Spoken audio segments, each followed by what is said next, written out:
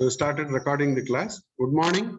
I don't know, good afternoon. No, I think it's good morning only. So if we, just go through this, the syllabus for the open elective, which is programming in Java, right? If you see over here, then it is, let us come down to the book. The book is Herbert Schild, Java, the complete reference, which is the, book over here. This is the book, right? I'll just reduce the size. This is the book over here. And if we go back to the module 1 is chapter 2 and 3.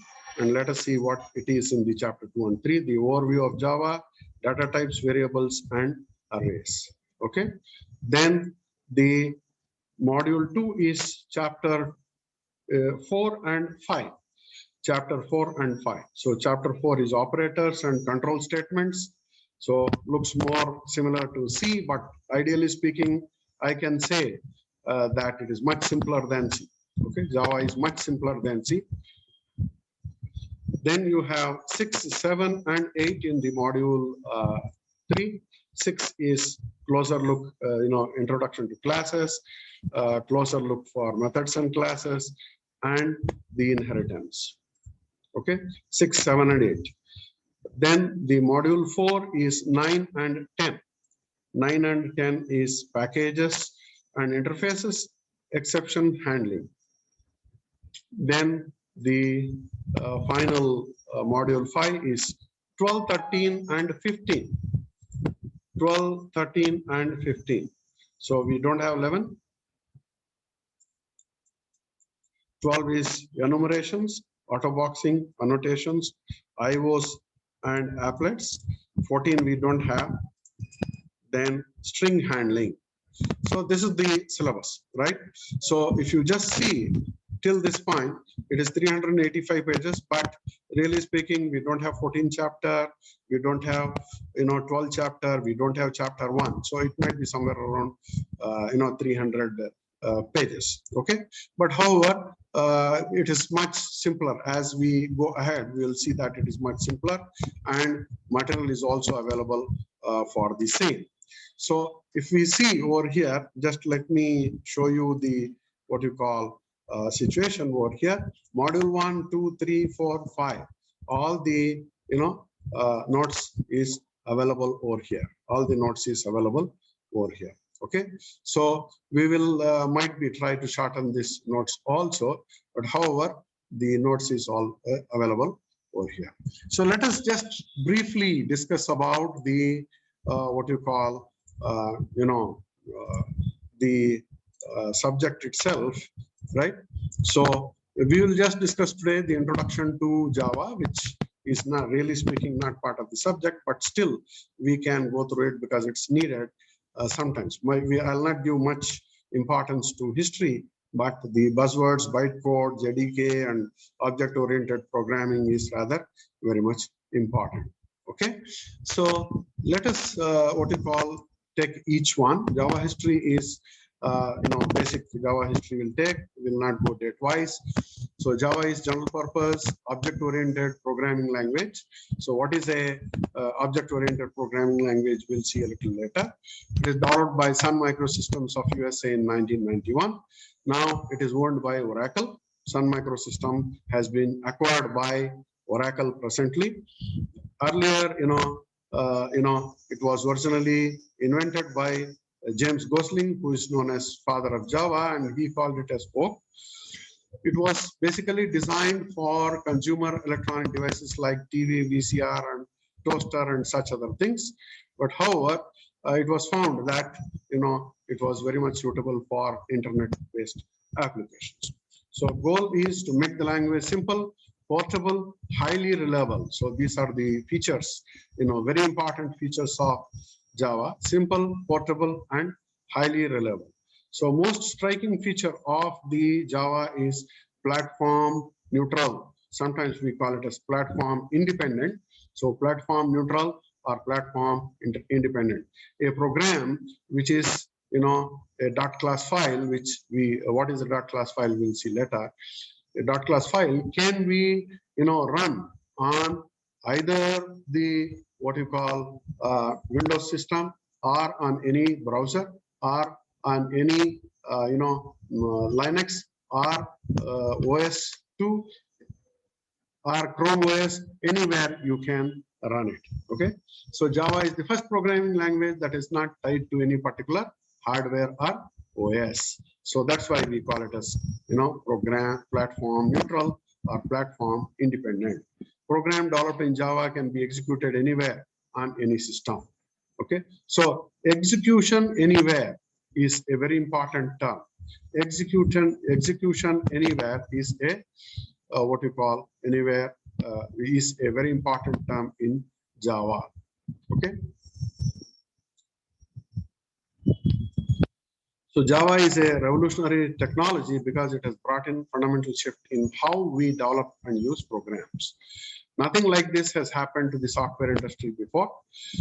So Java is just a name and not an acronym. So Java, the term has come out only because of the island Java, where coffee was the major crop, and that's why you see coffee cup as a symbol for the Java language. So nothing, it's not a you can't have a long form for Java. It is just the what we call Java island.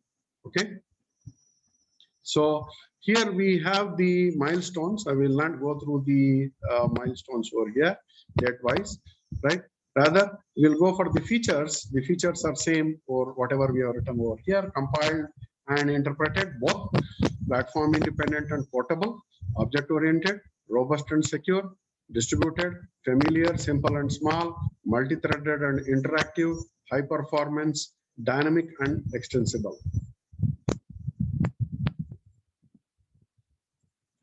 So next, if you see over here, we have, corresponding to those terms only, features, we have the buzzwords: simple, secure, portable, object-oriented, robust, multi-threaded, architecture neutral or platform neutral, interpreted, high performance, distributed, dynamic.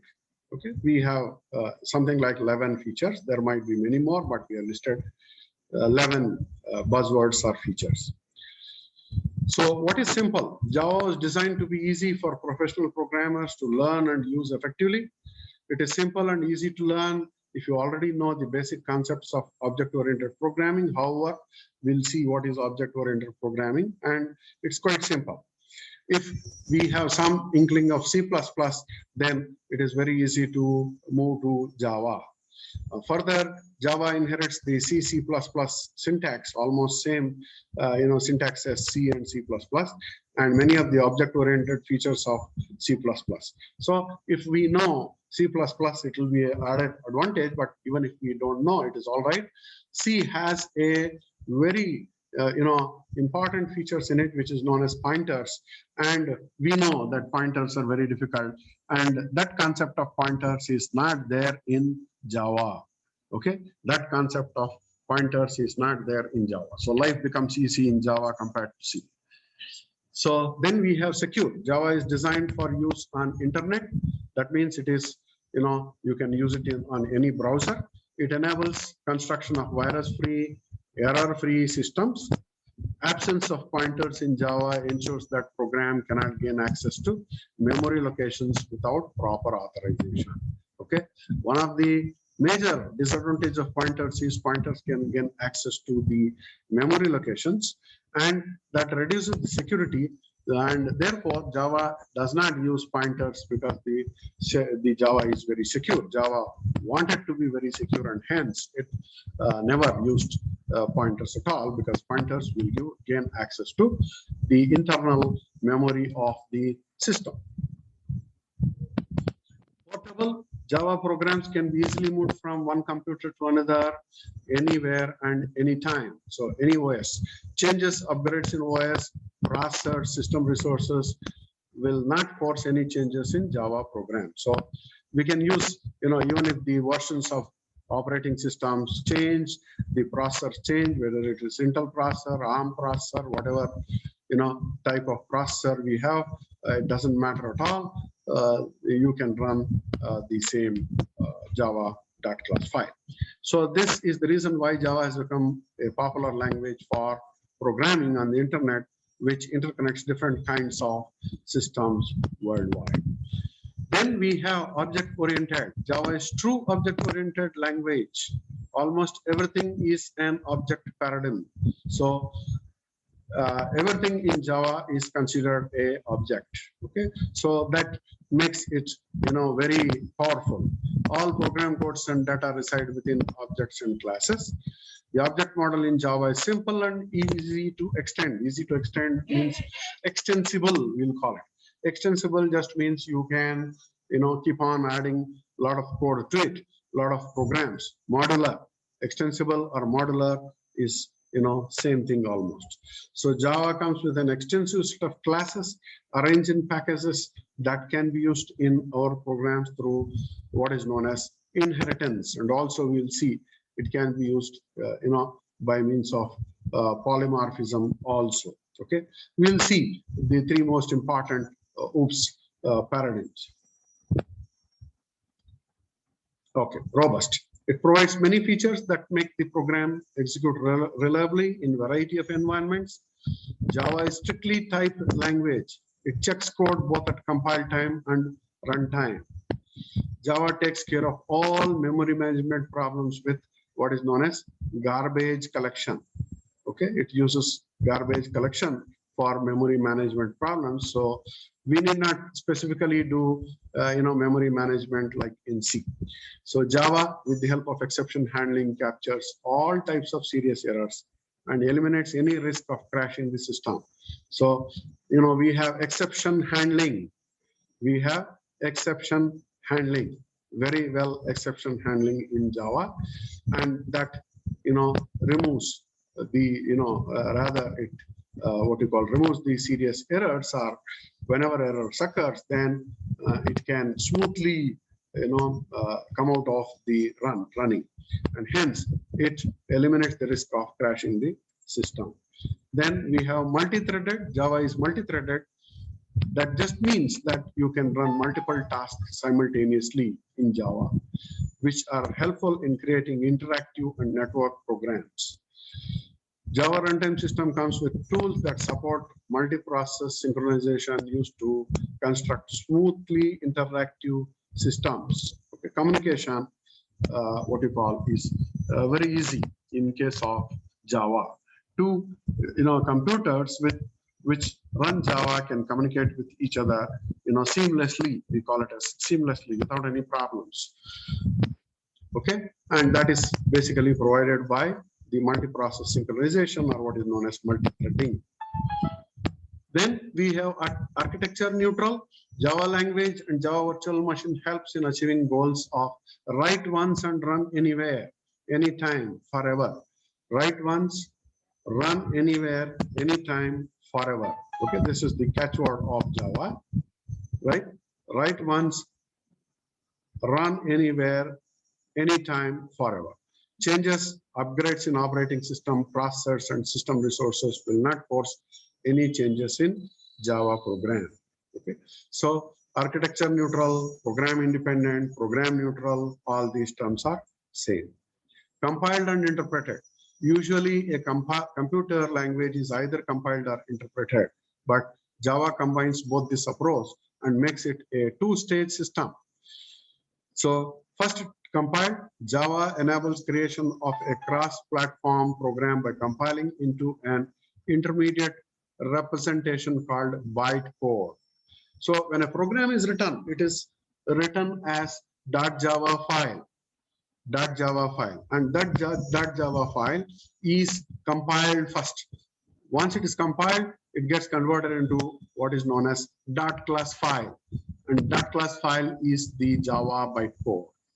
Okay, .class file is the Java bytecode. When a program is written, it is written as .java file, and it is compiled, and once it is compiled, it gets converted into a .class file, which is nothing but the Java bytecode.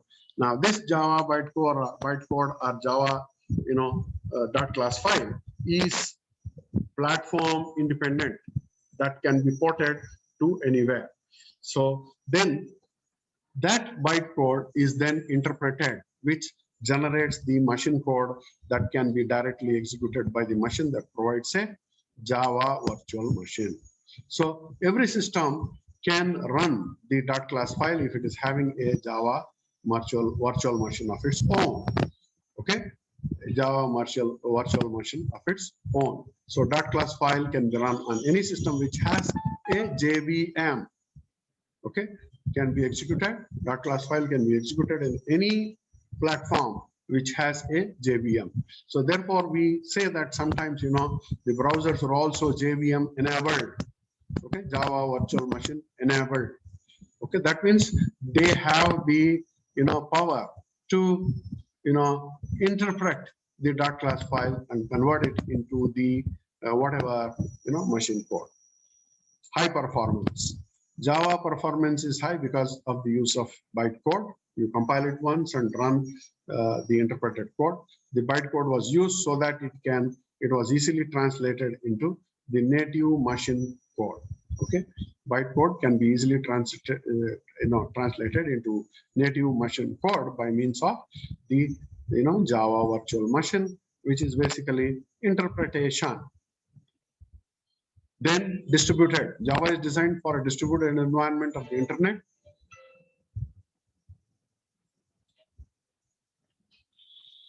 It is used for creating applications on networks. Java applications can access remote objects on the internet as easily as they can do in local systems.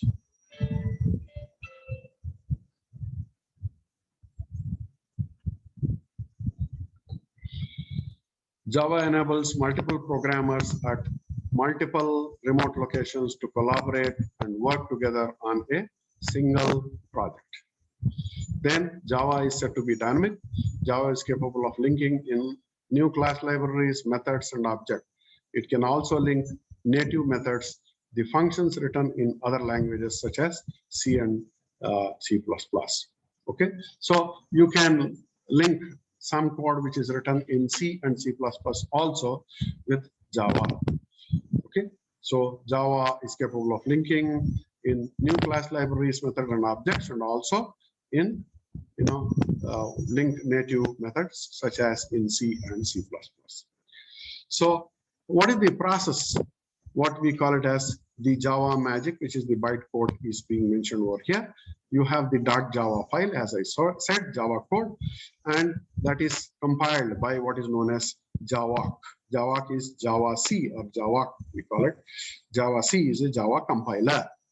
So the .java file, which is the Java code, is converted by the Java C into what is known as the bytecode, which is the .class file.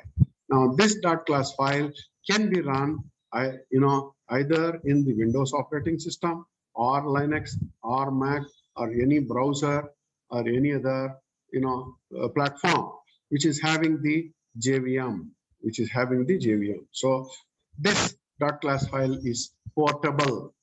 Okay, this .class file is portable. So a person writes a program, okay, which is basically a Java code, which is a public class system, and then compiles it. Once he compiles, it gets converted into a .class file, and that .class file can be, ported to any of the systems, and there it gets run or interpret and run. Okay, so you have an interpreter here, and it is run there on the system. So Java program, compiler, Java bytecode program, it can be run in, you have a Java interpreter on Mac OS, Java interpreter on Windows, Java interpreter for Linux. Any one of these can run this bytecode, which is basically a .class program, whereas this is a .java program. Okay, this is a .java program which you write, and the compiler converts it into a bytecode, which is .class file, and this is run in any one of the environments.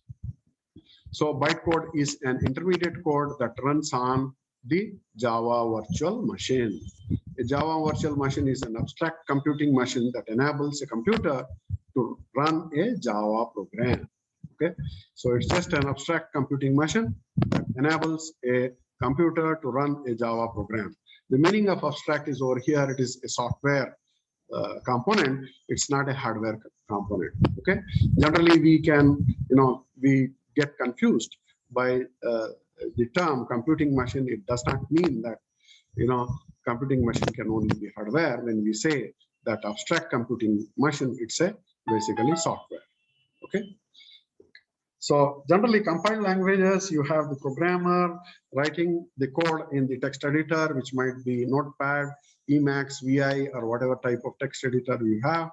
Then, so that might be a simple, C code, and that .c file is compiled using the GCC that gives the object file, and then you have the linker, and then that adds the other files, links to the other files over there, and then it gets executed, and we get what we call the a.out file. So everything revolves around in Java what is known as the JDK, Java Development Kit, which is a set of different components which are used to run, debug, write, compile, then interpret, totally you can say it as run, and then debug. All that, okay, is all that and much more is JDK.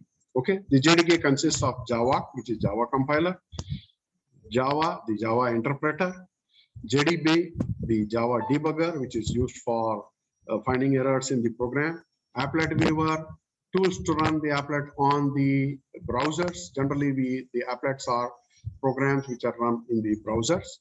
Then Java P to print the Java bytecode, Java Prof, Java profiler, Java doc, documentation generator. Profiler just means how linking is done. Java documentation, document generator for Java.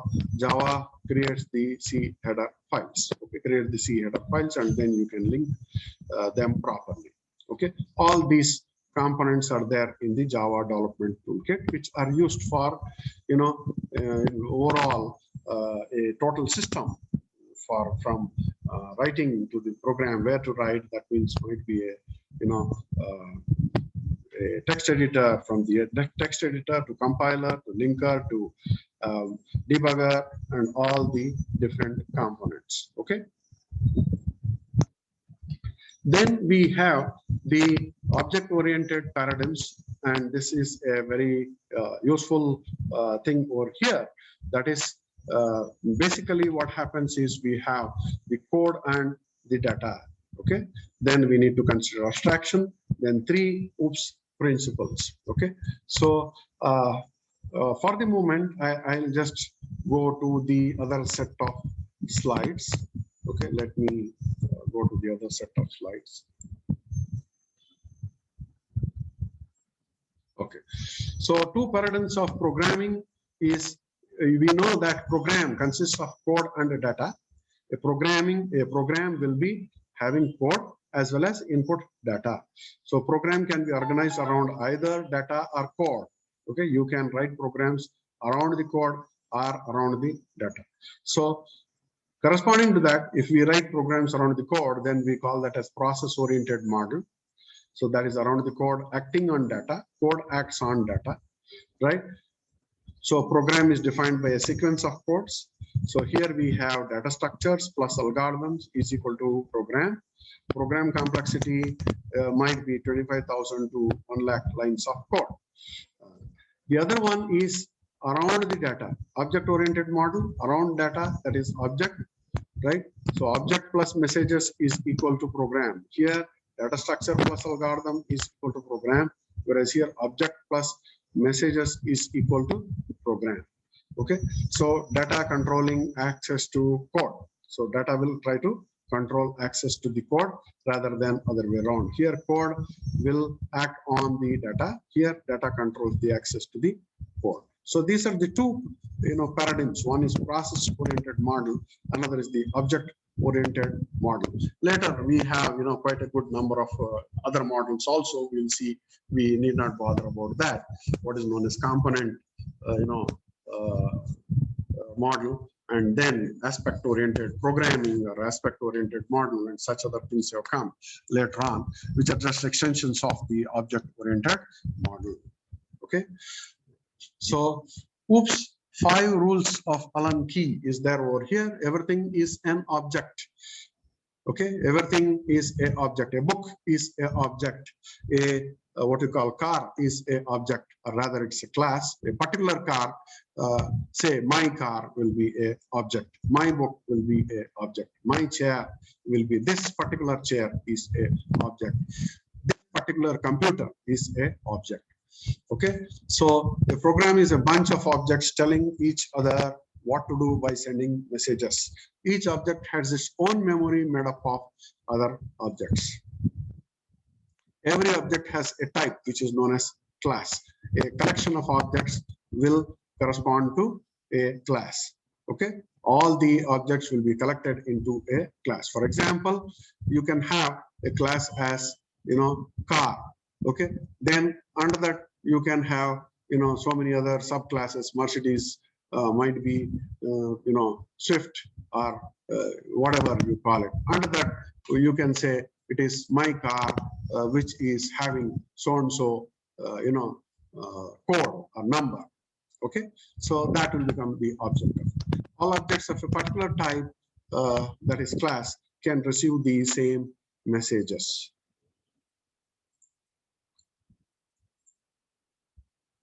So a class defines the abstract characteristics of a object or a thing, including the thing's characteristics, that is its attributes, and thing's behavior, which will correspond to methods. So attributes means, might be at what speed, what is the maximum speed at which the car can move, right? Then method means the move itself. Okay, the car can move forward, backward, all that will correspond to the methods. Okay, then might be whether it's a diesel car or a petrol car or a gasoline car, that also will be its attribute. Okay, for example, the class dog would consist of traits shared by all dogs. We can have a class which is dog, would consist of traits shared by all dogs, such as breed, fur, color, characteristics, and the ability to bark. That is the behavior. Classes provide, modularity and structure in an object-oriented program. Okay, so classes will provide us modularity and some sort of structure in the object-oriented program. So when we say characteristic, then basically it means attribute over here. When we say behavior, it basically means methods. Okay, methods. What is it? Method or behavior both refer to same. Attribute and characteristic refer to same. Objects. OOP model is to work in the problem space. Object-oriented programming model is to work in the problem space. Objects can be described in terms of their attributes and their behavior. Attributes and behavior methods. Attributes are characteristics, behaviors are methods. Objects, attributes, and behaviors are encapsulated together in a data type, which is known as class. So, only those who have permissions for that, what you call, body, encapsulated body, can access the contents of the class. Objects are independent entities. Objects respond to messages. Okay, those who have rights, only they can access the objects. Message passing is the process by which an object sends data to another object or asks the other object to invoke a method. Invoke means call a method. I think might be remembering program call. Okay, program call or method call. We might be calling it as program call in case of the C program. Also known to some programming languages, interfacing. We generally call it as interfacing of two different classes. Object interfaces. An object has to have an interface. The interface will provide a way to let other objects to communicate with it. So interface means, what you call, you can say a a door kind of thing. Okay, only through that door the others can enter it. right? And those who have permission only. Hide the details of object implementation. What is there inside is hidden, but whatever is there, what you call only the external body, whatever is there is visible to the people. An example is light bulb and car.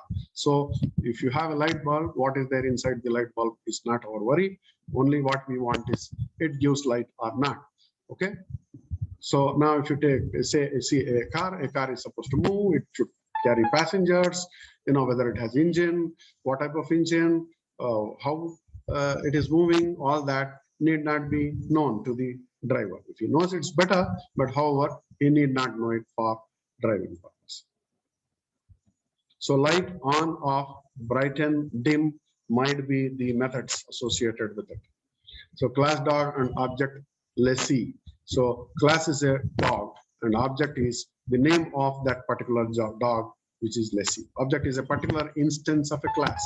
The class of a dog defines all possible dogs by listing the characteristics, data and states and behavior methods they can have. Object lessee is one particular dog with particular version of characteristic. A dog has fur, lessee has brown and white fur. In programming jargon, the object lessee is an instance of the dog class. The object lessee is instance of the dog class. So you have methods. An object's abilities, lessee being a dog has the ability to bark. So bark is one of the lessee's method. She may have other methods as well. For example, sit or eat. Within the program, using a method should only affect one particular object. All dogs can bark, but you need one particular dog lessee to do the barking. Okay, so that's about the what you call abstraction. We generally call it as abstraction in case of keeping it inside. Then we have three principles: encapsulation, inheritance, and polymorphism. We'll discuss this in the next class. If you have any doubts, you can ask. Further to that, I will just stop the share so that I can take the attendance. Okay. So we will again join back if you have anything to discuss, particularly about the elective itself. My suggestion is it's better to go for Java in the present circumstance. We can have a value-added course for mobile application development if you are, all that interested.